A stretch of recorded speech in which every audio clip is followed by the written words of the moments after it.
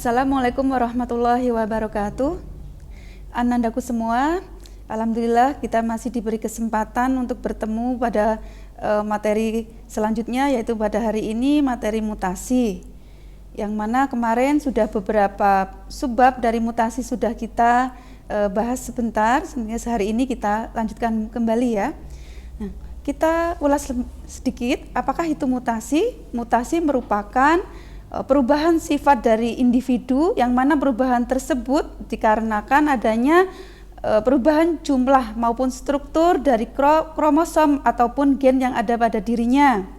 Kemarin kita sudah membahas tentang makna dari mutasi, kemudian macam-macam mutasi, baik mutasi kromosom maupun mutasi gen. Nah, hari ini Ibu akan bersama dengan kalian untuk membahas tentang mekanisme maupun penyebab terjadinya mutasi.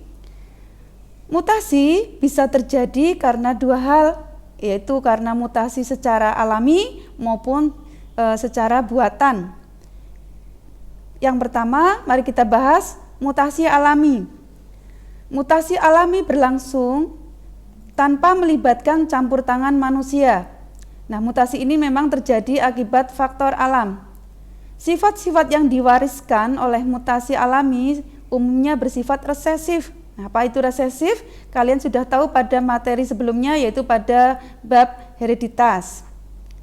Sifat tersebut akan merugikan mutan, baik mutannya itu sendiri maupun nanti keturunannya. Ya, karena seperti yang kita bahas kemarin, bahwasanya sifat yang terjadi karena mutasi bisa bersifat nantinya diturunkan pada keturunannya. Nah, umumnya yang mutasi alami ini nantinya akan bersifat letal atau mengalami kematian. Namun mutasi ini bisa juga bertahan hidup. Yang bagaimana nih yang bisa bertahan hidup? Yaitu mutan yang dia mampu beradaptasi dengan lingkungannya. Nah, ini apabila dia akan berlangsung secara terus-menerus, inilah yang nantinya akan adanya evolusi. Jadi karakteristik dari nenek moyangnya nantinya akan hilang, berkembang, menurun adanya mutasi ini akan diwariskan untuk selanjutnya. Nah, sifat asal nenek moyangnya lama-lama hilang. Kemudian yang selanjutnya mutasi buatan. Apa itu mutasi buatan? Mutasi buatan terjadi apabila ada campur tangan manusia. Mutasi buatan ini merupakan awal dari adanya lahirnya rekayasa genetika dalam bidang bioteknologi. Nah, memang mutasi ini memang sengaja dibuat manusia biar si sifat individu yang terbentuk sesuai dengan kehendaknya manusia pembuat ini. Nah, umumnya memang disengaja dibuat karena apa? Untuk mencukupi kebutuhan dari manusia tersebut. Misalnya dalam bidang kesehatan, dalam bidang pertanian, dalam bidang industri makanan dan sebagainya. Nanti selebihnya akan kita pelajari pada materi berikutnya, yaitu khusus di bioteknologi. Peristiwa mutasi buatan ini itu dapat kita temui pada kehidupan sehari-hari. Misalnya karena adanya pemakaian radioaktif untuk diagnosis, terapi kesehatan, deteksi suatu penyakit, sterilisasi, dan pengawetan makanan. Ya, khususnya ini adalah pengawetan makanan yang buatan. Nah, maka kalau kita mengkonsumsi makanan yang ada pengawet buatan ataupun kita terapi dengan melibatkan bahan radioaktif kesehatan, ini secara tidak langsung bisa dimungkinkan, dikhawatirkan bisa mengakibatkan mutasi pada diri kita, ya pada gen ataupun kromosom kita. Selain itu juga adanya penggunaan senjata nuklir. Nah, penggunaan senjata nuklir ini misalnya ya kita terjadi perang, misalnya ada bom diledakkan. Nah, bagi yang tidak mati karena bom ini juga bisa terdampak, yaitu karena dia si senjata ini, si bom nuklir ini nanti akan mengakibatkan bagi si yang daerah sekitarnya mutasi pada diri mereka, yaitu perubahan kromosom maupun gennya, karena dia sudah menghirup udara yang dimana udara tersebut sudah terkontaminasi dari senjata nuklir tersebut. Selain itu penggunaan roket, juga televisi, radiasinya, maka kita diupayakan kalau melihat televisi, menonton televisi itu ada durasi waktu, jadi jangan terus menerus ya. Kemudian juga karena adanya bahan kimia, pemakaian bahan fisika juga biologi. Nah, ini contoh-contohnya adanya mutasi alami dan mutasi buatan, tapi selebihnya nanti kita bisa lihat pada video yang nanti akan Ibu tampilkan ya. Tapi sementara kita bahas dulu. Yang selanjutnya penyebab dari mutasi tadi. Penyebabnya apa? Penyebab mutasi atau istilah lain adalah mutagen. Kalau mutagen penyebabnya, kalau yang terkena mutasi, mengalami mutasi namanya tadi mutan. Mutagen merupakan faktor yang menyebabkan terjadinya mutasi. Mutagen dapat berubah bahan kimia, fisika, juga biologi. Bahan fisika misalnya yang menyebabkan mutasi apa saja? Sinar radioaktif, yaitu sinar alfa, beta, dan gamma. Sinar-sinar ini bisa berdampak positif, juga bisa berdampak negatif. Kalau yang negatif, kenapa itu? Bisa karena daya tembusnya sangat kuat, sehingga dia bisa merombak struktur sel atau struktur kromosom ataupun gen yang ada pada diri manusia. Yang berdampak positif, misalnya sinar ini, adanya ini bisa mengakibatkan mutasi, maka pada beberapa ahli dia digunakan untuk bioteknologi, misalnya menciptakan bibit unggul padi yang seperti pernah Ibu baca itu, pernah ada Ibu lihat padi unggul tercipta karena adanya tembakan sinar radioaktif, sehingga gen-gen tersebut mengakibatkan nantinya termutasi padi tersebut, sehingga hasilnya padi tersebut menjadi lebih unggul. Itu hanya beberapa contoh. Kemudian penyebab mutasi atau mutagen bisa jadi dari bahan biologi, misalnya virus dan bakteri. Jadi beberapa jenis virus atau bakteri yang masuk ke dalam diri manusia juga bisa mengakibatkan mutasi pada diri kita. Selanjutnya bisa juga dari bahan kimia. Contohnya asap rokok. Jadi kalau terlalu lama menghirup asap rokok, ini secara tidak langsung struktur kromosom ataupun gen pada diri manusia ini akan bisa berubah. Kemudian penggunaan pestisida, insektisida, herbisida, fungisida, pengawet dan sebagainya. Nah, penggunaan pestisida dan sebagainya tadi ini diupayakan ini ya dari bidang kesehatan, penggunaannya tidak terlalu banyak dan juga jangan berlangsung terus-menerus. Karena apa? Karena bisa mengakibatkan mutasi pada daerah sekitarnya, misal pada tanaman yang dikasih pupuk tersebut ataupun hewan-hewan di sekitarnya yang tujuannya untuk diberantas dengan beberapa bahan kimia tersebut. Kenapa? Karena bukan makin hilang, tetapi justru kalau lama-kelamaan dia makin kebal. Kalau kebal, misal ya, ini masuk ke diri hewan ataupun tumbuhan. Ini tumbuhan ini kalau yang kena pestisida terus menerus, ini nanti tanaman itu justru akan kebal terhadap faktor yang seharusnya dihindari. Nah, setelah itu tanaman itu tentu kalau misalnya padi akan dikonsumsi oleh manusia. Nah, maka dalam diri manusia akan justru terkontaminasi juga bahan yang seharusnya tidak masuk pada dikonsumsi untuk kesehatan kita. Maka diupayakan bahan-bahan ini tidak digunakan secara berlebihan ataupun dalam intensitas yang lama. Selain itu tadi ada agen alkalis atau asam nitrat dan sebagainya, nanti bisa selebihnya kalian baca. Selanjutnya adanya tadi proses mutasi, adanya yang penyebabnya mutasi, lalu dampak mutasi. Bagaimana terjadinya mutasi itu? Apakah selamanya negatif atau juga positif? Nah, mutasi ternyata di dalam kehidupan itu bisa merugikan juga bisa menguntungkan. Misal radiasi sebagai peledakan bom nuklir, reaktor nuklir dan sebagainya itu bisa berdampak negatif tentunya pada kesehatan manusia. Kemudian berbagai penyakit, kanker dan sebagainya ini bisa juga diakibatkan karena adanya mutasi di dalam diri manusia yang mungkin karena tadi mengkonsumsi pengawet makanan yang bersifat dari bahan buatan, dan juga ada faktor-faktor tertentu yang masuk ke dalam diri manusia. Namun demikian juga ada yang bersifat menguntungkan adanya mutasi tersebut. Misal tadi yang sudah Ibu sebutkan, yaitu sinar radioaktif, dan juga beberapa bahan lain yang dengan adanya mutagen tersebut malah menciptakan beberapa hal yang justru bisa dimanfaatkan untuk kemaslahatan manusia. Nah, apa saja? Nah, demikian nanti di bawah berikutnya Ibu akan menampilkan video yang mana dampak positif dari adanya mutasi yang bisa digunakan untuk industri makanan dan sebagainya. Kalian nanti bisa silahkan memperhatikan. Demikian videonya.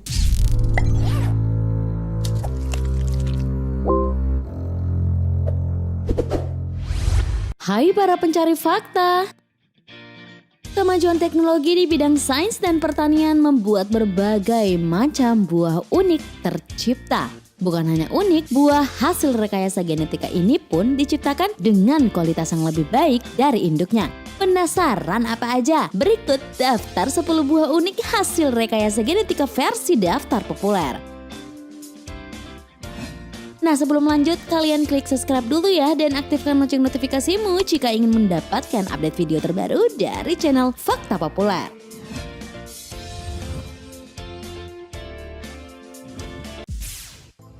Nanas warna pink. Umumnya buah yang sedikit menusuk ini memiliki warna kuning di dalam bagian buahnya. Namun berkat hasil rekayasa genetika, buah ini berhasil disulap menjadi warna pink. Berkat kecantikan dan keimutannya, buah nanas warna pink sudah sangat populer di sosial media. Lalu, hal apa yang membuat nanas ini berubah menjadi warna pink yang begitu cantik ya? Dilansir dari foxnews.com, DNA nanas yang telah dipatenkan disuntikan dengan dosis lycopene. Lycopene merupakan pigmen merah yang biasa ditemukan pada tomat dan semangka. Tak usah khawatir soal aman tidaknya buah nanas pink ini untuk dikonsumsi. Badan Pengawas Obat dan Makanan Amerika Serikat sudah merilis izin resmi bagi produsen nanas pink untuk bisa memasarkan buah imut ini pada 2016 lalu.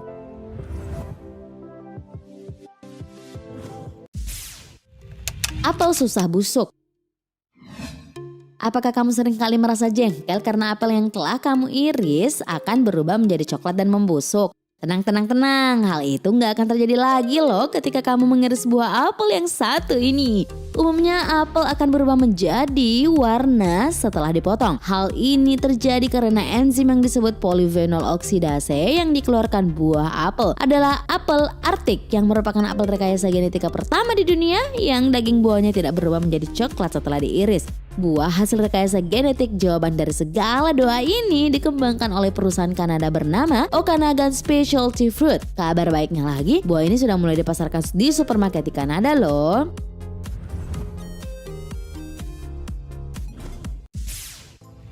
Lemon aroma mawar. Buah unik selanjutnya yang merupakan hasil rekayasa genetika disebut lematos. Saking uniknya, buah ini memiliki penampakan perpaduan tomat, lemon, dan mawar. Lematos adalah buah hasil rekayasa genetika yang melibatkan tomat dengan aroma lemon dan mawar. Para ilmuwan mengubah basil jeruk Ocimum basilicum menjadi enzim pembuat aroma baru, yaitu geraniol sintase, dan terciptalah lematos ini. Jika dilihat, lematos ini memiliki warna merah muda yang dipengaruhi setengah lycopene. Daya tahan lebih lama karena memiliki kadar terpenoid lebih tinggi yang berguna sebagai antimikrobial, pestisida, dan antifungil. Ini adalah salah satu kelebihannya. Kendati demikian, para peneliti masih meminta harus berhati-hati saat mengonsumsi lematos karena masih terdapat kandungan berbahaya di dalamnya. Ngeri juga ya.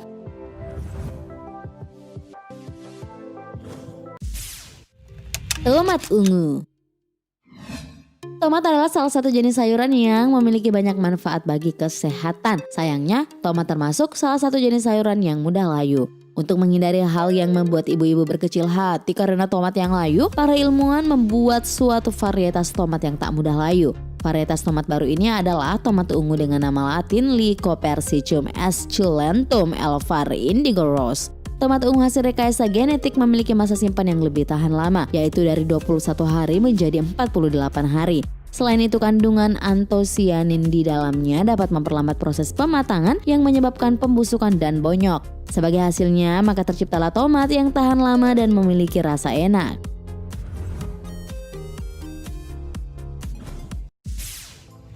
Apple, anggur apel. Bisa nggak kamu ngebayangin buah yang berbentuk apel namun rasanya seperti anggur? Wah, pastinya sangat lezat bukan? Bukan cuma angan-angan ya guys, buah seperti ini memang sudah benar kamu bisa cicipi. Grapple merupakan buah modifikasi berbentuk seperti apel namun memiliki rasa seperti anggur. Buah unik ini adalah hasil rekayasa genetika oleh Todd Singer and C&O Nursery di Washington, Amerika. Meski demikian, buah ini masih tetap aman dikonsumsi menurut situs resmi Grapple. Jadi kamu gak usah takut ya. Nah, bukan hanya bentuk dan rasanya yang unik loh, buah Grapple terkenal ini memiliki dosis vitamin C tinggi, melebihi kandungan yang dimiliki apel dan anggur.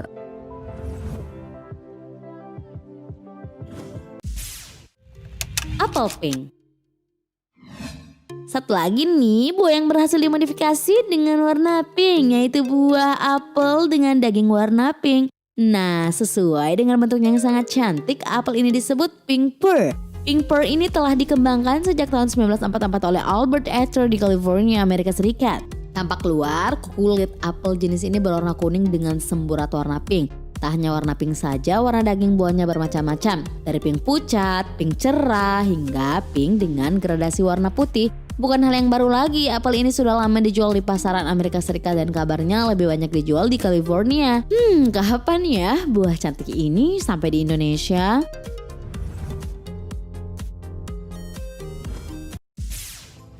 Picotum. Buah unik selanjutnya hasil rekayasa genetika adalah buah picotum. Bukan hanya hasil perpaduan dua buah saja, buah ini merupakan hasil perpaduan dari 3 jenis buah: peach, apricot, dan plum. Jika dilihat sepintas, buah ini menyerupai tomat. Tapi saat dibelah, buah ini lebih mirip dengan plum. Teksturnya pun berbeda lagi nih guys. Buah picotum ini memiliki tekstur mirip apricot. Nah, selain itu kelebihan buah picotum ini adalah kadar terpenoidnya yang lebih tinggi, berguna sebagai antimikrobial, pestisidal, dan antifungal. Sehingga nggak heran jika buah ini memiliki daya tahan lebih lama. Karena rasanya yang manis, buah picotum kini menjadi buah yang cukup digemari di Amerika.